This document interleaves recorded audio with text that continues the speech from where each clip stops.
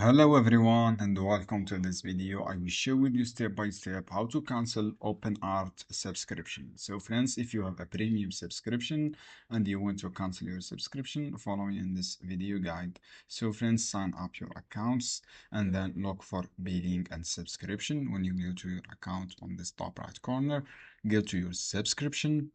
When you go to your subscription, you will see this subscription page. As you can see here on the down, you will see cancellation process. Just click cancellation. You will see like this one. When you click cancellation, click confirm your subscription. So friends, all you have to do, select your subscription here. This is your account opening. Cancel or pause your subscription. Go to account setting. As you can see here, account setting, manage account, and then go to your account setting, manage your subscription. When you click manage your subscription, click cancel on the down here. It is easy steps. I don't have premium. If you have a premium, you will see cancellation here and then confirm your cancellation process.